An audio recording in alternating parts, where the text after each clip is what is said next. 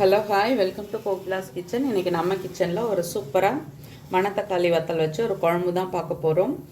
இது வந்து பல வெரைட்டியில் செய்யலாம். இந்த மெத்தடில் ஒரு வாட்டி செஞ்சு பாருங்கள், ரொம்ப சூப்பராக இருக்கும். இப்போ அடுப்பில் வானல் வச்சாச்சு. வானல் வச்சுட்டு நான் வந்து கொஞ்சமாக எண்ணெய் சேர்த்துக்கிறேன்.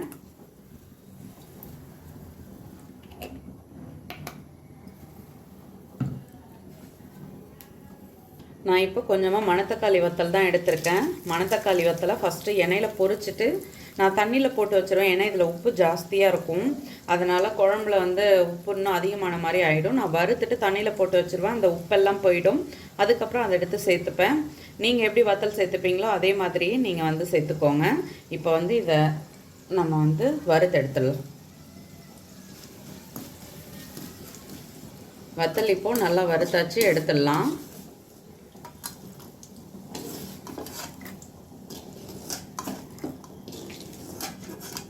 இந்த எண்ணெயிலே ஓரளவு உள்ள உப்பு எல்லாமே வந்துடும். இந்த எண்ணெயை நான் அடுத்து வடிகட்டிட்டு தான் சேர்க்குவேன். இங்கே பாருங்கள், எண்ணெயை வடிகட்டிட்டு இதில் இருக்கிற உப்பு எல்லாமே இதில் வந்துடும். ஸோ இதை வாஷ் பண்ணிவிட்டு நம்ம சேர்த்துக்கலாம். இப்போது வானல் வந்து நல்லா சூடாகிடுச்சு. நம்ம வந்து எண்ணெயை சேர்த்துக்கலாம். எண்ணெய் இப்போது நல்லா சூடாகிடுச்சு. இதில் வந்து கொஞ்சமாக மல்லி, 2-3 மிளகு, கொஞ்சம் சோம்பு, கொஞ்சமாக சீரகம், இது கூட கொஞ்சம் தேங்காய் சேர்த்துருக்கேன். அடுத்து சின்ன வெங்காயம் தான் இதில் அதிகமாக சேர்க்க போகிறோம். ஸோ அதில் சின்ன வெங்காயத்தில் கொஞ்சம் பூண்டு கொஞ்சம் சேர்த்து இதை நல்லா வறுத்துட்டு லாஸ்ட்டாக தக்காளி சேர்த்துக்கலாம்.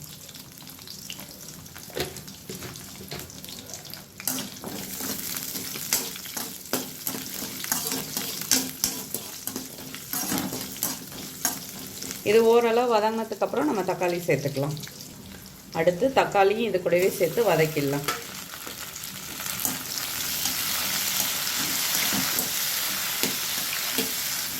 வெங்காயம் தக்காளி எல்லாமே ஓரளவு நல்லா வதங்கிடுச்சு. இப்போ இதை ஃபேனில் ஆற வச்சுட்டு நான் மிக்சியில் அரைச்சி எடுத்து வந்துடுறேன்.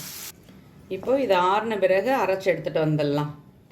இப்போது அடுப்பில் வானல் வச்சாச்சு. எண்ணெய் இப்போது நல்லா சூடாகட்டும். சூடானதுக்கப்புறம் நம்ம தாளிப்பு போட்டுக்கலாம். எண்ணெய் இப்போது நல்லா சூடாகிடுச்சு. நான் வந்து 1 ஸ்பூன் அளவு கருவேப்பிலை தான் போட்டிருக்கேன்.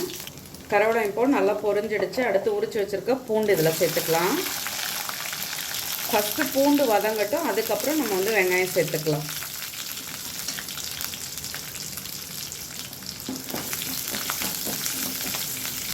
அடுத்து சின்ன வெங்காயம் சேர்த்துக்கலாம்.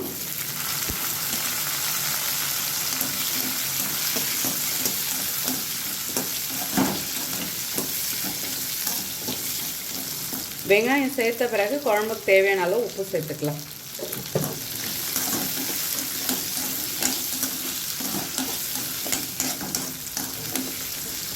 கொஞ்சமாக புளி எடுத்து நான் ஊற வச்சு எடுத்துருக்கேன்.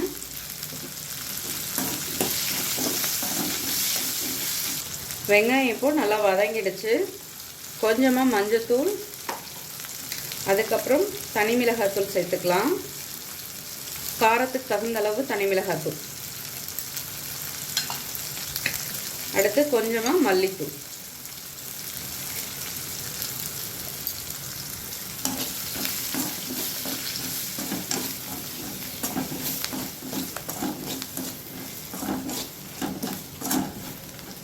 இப்போது அரைச்ச விழுதை இதில் சேர்த்துக்கலாம்.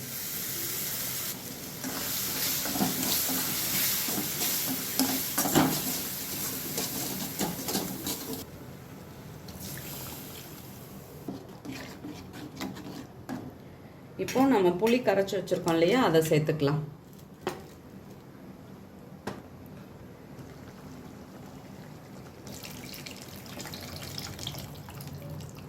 இப்போ புளி தண்ணி சேர்த்தாச்சு. இப்போ இது கூடவே நம்ம வந்து வத்தலையும் சேர்த்துக்கலாம். நான் வந்து தண்ணியில் போட்டு எடுத்து வச்சுட்டேன் உப்பெல்லாம். இதில் இப்போ உப்பே கிடையாது சொல்லப்போனால்.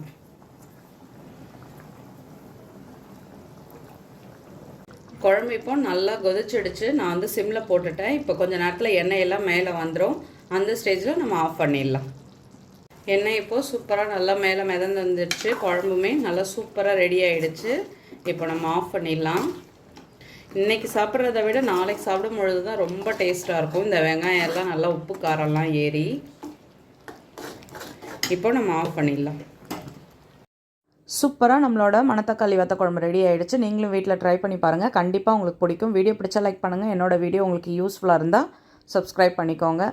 சுட சுட சாதத்தில் இந்த குழம்பு போட்டு சாப்பிடும் பொழுது அவ்வளோ டேஸ்ட்டாக இருக்கும். சாப்பிட சாப்பிட ஆசையாக இருக்கும். ட்ரை பண்ணிவிட்டு கட்டாயமாக சொல்லுங்கள். தேங்க்யூ.